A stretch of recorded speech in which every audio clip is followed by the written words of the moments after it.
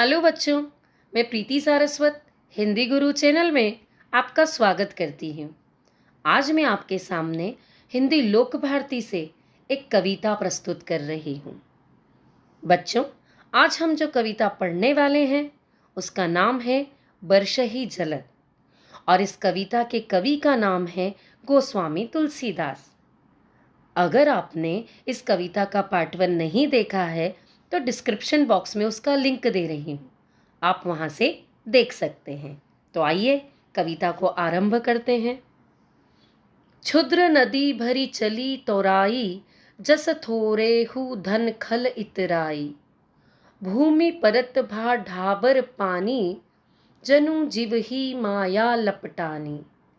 समिति समिति जल भर ही तलावा, जिमि सतगुण सज्जन पही आवा। सरिता जल जल निधि महु जाई, होई अचल जिमि जीव हरि पाई। अब हम इन पंक्तियों को विस्तार से देखते हैं। क्षुद्र नदी भरी चली तोराई, जस थोरे हु धन खल इतराई। इसके शब्दार्थ कुछ इस तरह से है।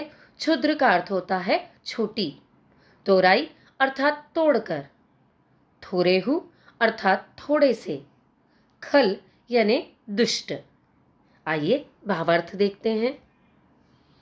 तुलसीदास जी कहते हैं कि भगवान श्री राम अपने भाई लक्ष्मण से कह रहे हैं कि हे लक्ष्मण, वर्षा ऋतु में छोटी छोटी नदियां अपनी सीमाओं को तोड़कर बहने लगती है। ठीक उसी प्रकार जैसे एक दुष्ट व्यक्ति थोड़ा सा धन प्राप्त करने के बाद अभिमानी होकर अपनी सीमाओं को तोड़ देता है।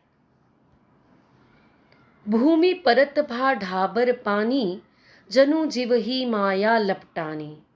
शब्दार्थ, ढाबर का अर्थ होता है मटमैला, लपटानी लिपट जाती है। तुलसीदास जी कहते हैं कि भगवान श्री राम अपने भाई लक्ष्मण से कह रहे हैं कि हे लक्ष्मण, वर्षा का जल भूमि पर गिरते ही वैसे ही मटमेला अर्थात गंदा हो जाता है जैसे जीव धरती पर मोह माया में पड़कर मलिन हो जाता है। समिति समिति जल भर ही तलावा, जिमि सतगुण सज्जन पही आवा। बच्चों, शब्दार्थ कुछ इस तरह से है। जिमि अर्थात जैसे, पही अर्थात के पास। तुलसीदास जी कहते हैं कि भगवान श्री राम अपने भाई लक्ष्मण से कह रहे हैं कि हे लक्ष्मण, वर्षा ऋतु में जल की बूंदें एकत्र होकर तालाबों को उसी तरह भर देती है जैसे सद्गुण एक एक कर अपने आप सज्जन व्यक्ति के पास चले आते हैं। सरिता जल जल निधि महु जाई, होई अचल जिमि जीव हरि पाई। शब्दार्थ कुछ इस तरह से है। सरिता अर्थात नदी, जल निधि अर्थात समुद्र, महु अर्थात मैं, अचल अर्थात स्थिर, जीव अर्थात आत्मा, हरि अर्थात ईश्वर। तुलसीदास जी कहना चाहते हैं कि जैसे नदी का जल समुद्र में जाकर स्थिर हो जाता है, वैसे ही आत्मा ईश्वर को पाकर स्थिर हो जाती है अर्थात मोक्ष को प्राप्त कर लेती है। बच्चों, यहां पर एक दोहा है जो कि इस तरह से है। हरित भूमि तृण संकुल, समुझी पर ही नहीं पंथ। जिमि पाखंड विवादते, लुप्त हो ही सतग्रंथ। हरित भूमि तृण संकुल, समुझी पर ही नहीं पंथ।